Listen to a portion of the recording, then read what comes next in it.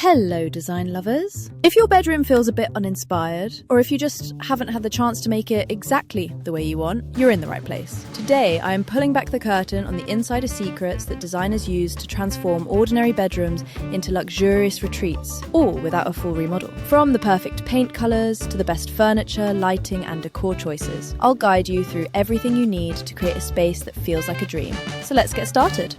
Let's kick things off with the walls, because the colour you choose for your bedroom truly sets the mood for the entire space.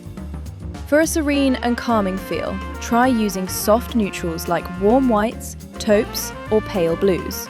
If you're looking for a bit of drama, deeper tones like mocha, sage, or charcoal can bring a moody, luxurious vibe. My pro tip for paint is to always test swatches on different walls and check them throughout the day.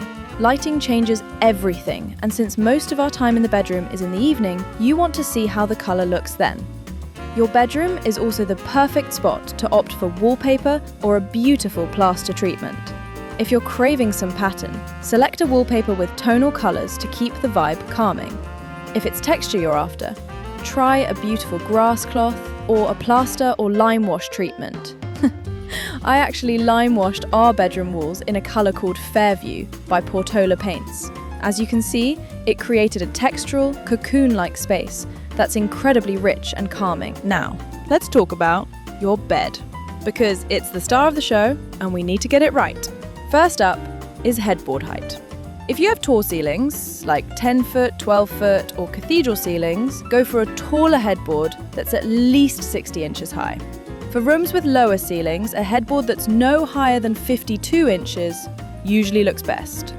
For materials, an upholstered headboard adds softness for reading in bed, while a wood or metal bed frame creates a more structured look. Moving on to the bedding, this is a very personal decision, but here are a few of my tips. If you like a serene look, like I do, go for lighter, tonal colours like white, cream, or oatmeal.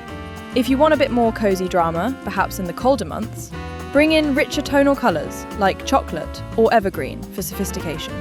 On my own bed, I like to combine a coverlet, a duvet, and a throw blanket for a cosy, layered look.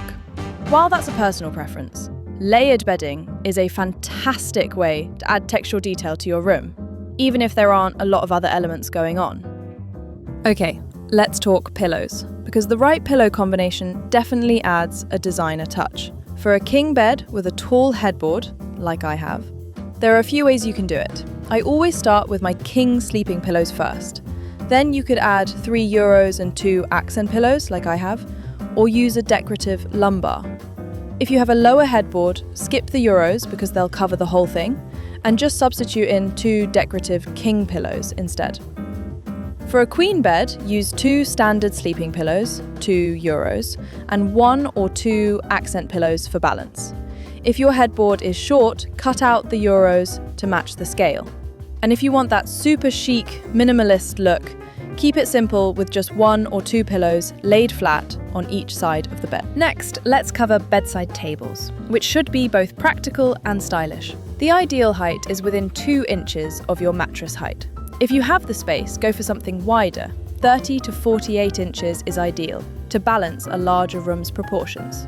If you need storage, choose a chest style with drawers, like I have here, and be sure you have room on top for a lamp, a book, and maybe a little catch-all. A final pro tip. If you have a wide chest, like this 48-inch one, your lamp will need to be on the far side. That can make it tricky to turn off at night, but one of these little remotes will do the trick. It has a receiver that plugs into the wall, the lamp plugs into it, and you can turn your lamp on and off with just the click of a button. I'll link the ones I have in the description. Okay, on to lighting, which really sets the mood of a bedroom. For bedside lamps or sconces, try to make sure the bottom of the shade is at eye level when you're sitting up in bed. For overhead lighting, a statement chandelier makes a massive impact if you don't need a ceiling fan. If you do have a chandelier in your bedroom, just be sure to follow the 7-foot rule, which means the bottom of the fixture should be at least 7 feet off the floor. Let's head over to the other side of the room to talk about window treatments. Of all the rooms in your home, adding window treatments in your bedroom is probably the most important. Most of us need light control or additional privacy, so they are essential. I personally love the look of full-width drapery panels with blackout lining, like the ones in my room. However, Roman shades can also work beautifully. The key is to make sure that whatever you choose, they're easy to open and close daily, so you can let the light in during the day and create a cozy private cocoon in the evening. I also love to include personal artwork and mirrors in the bedroom, but scale is key.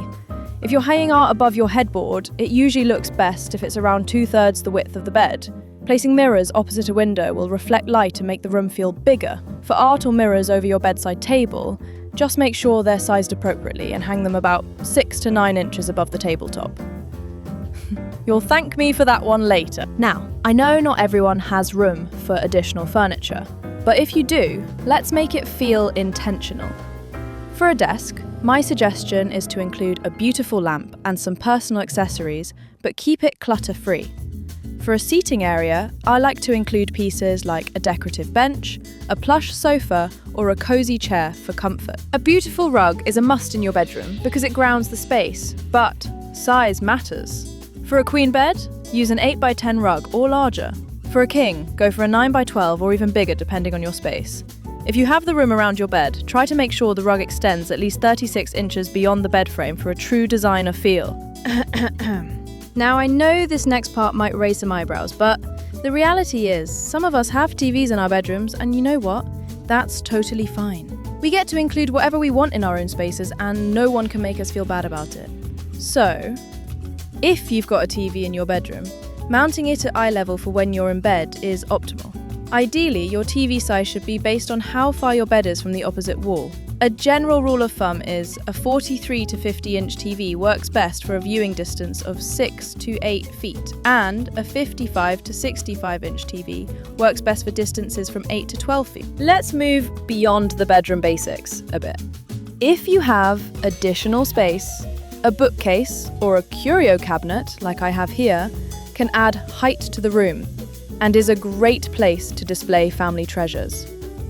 I like to layer in accessories like a tray, picture frames, and decorative accents to add interest. For a final touch, a vase of fresh flowers or a calming candle can make your bedroom feel so inviting at the end of the day. And really, that's the whole goal, isn't it? Okay, there you have it. Your blueprint for creating a bedroom that's not just a place to sleep, but a room that feels like a daily sanctuary. I'd love to hear which of these ideas you're excited to try first in your own bedroom. Let me know in the comments below.